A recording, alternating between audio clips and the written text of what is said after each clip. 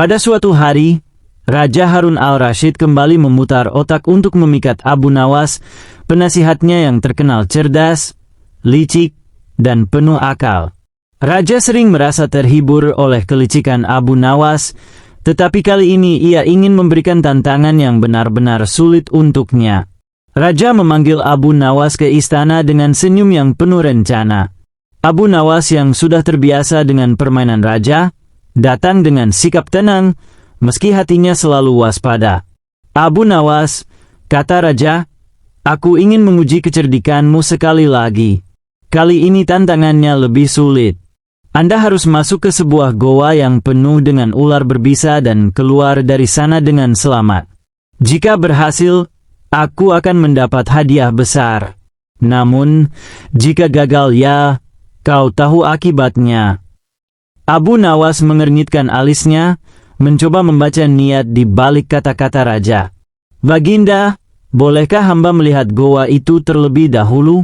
tanyanya dengan tenang. "Tentu saja."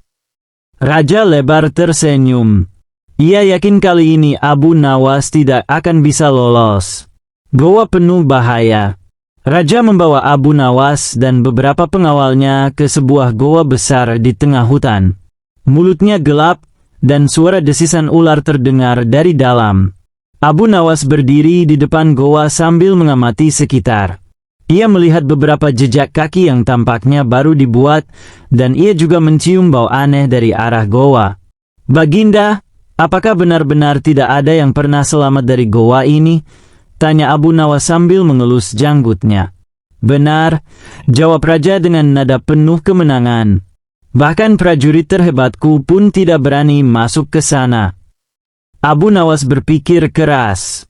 Ia tahu, jika langsung menolak, raja saja bisa menghukumnya. Namun, jika dia masuk tanpa rencana, dia pasti akan mati. Akhirnya, ia meminta waktu 3 hari untuk mempersiapkan diri.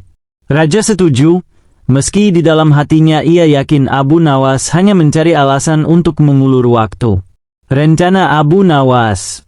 Selama 3 hari itu, Abu Nawas menghabiskan waktunya di pasar dan di rumahnya. Ia membeli sekantong besar bawang putih, beberapa kain, dan beberapa peralatan aneh yang membuat para tetangga bingung.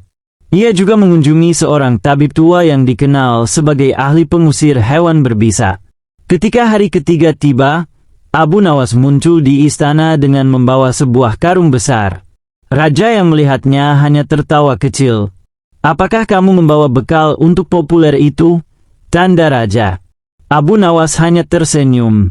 "Hamba hanya mempersiapkan diri agar tidak mati konyol, Baginda." Raja semakin penasaran dan diperintahkan Abu Nawas segera masuk ke dalam goa. Pertarungan kecerdikan di dalam goa.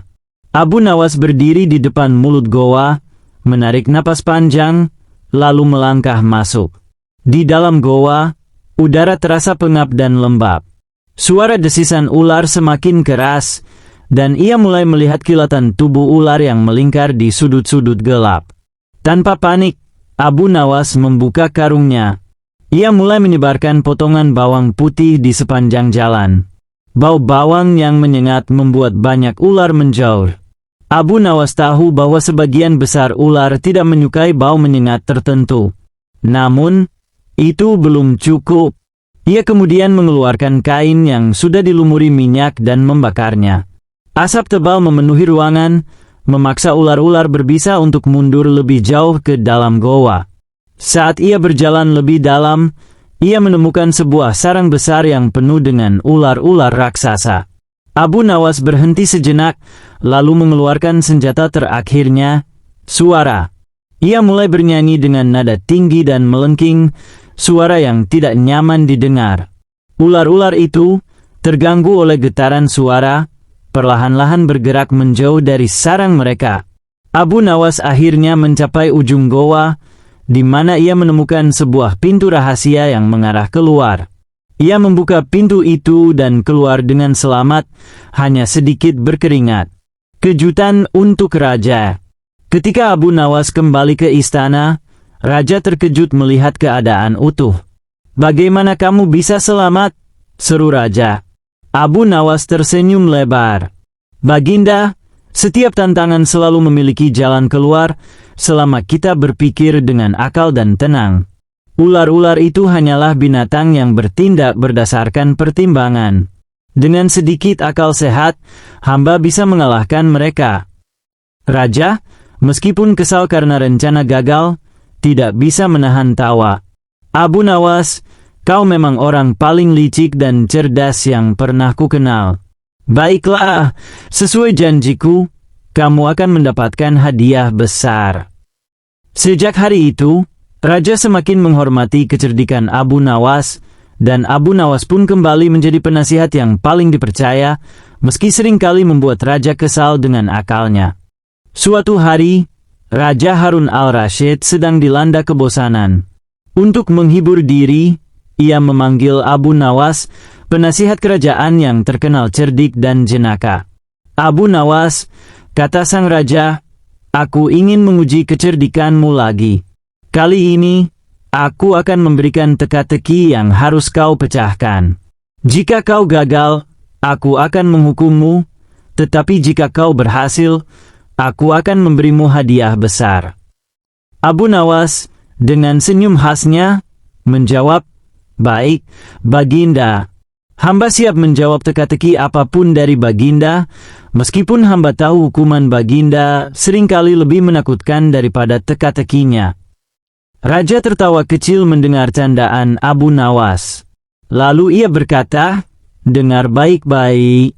Seekor ayam milik seorang petani telah hilang, dan petani itu menuduh tetangganya mencuri ayamnya. Aku ingin kau mencari tahu siapa yang benar dan siapa yang salah.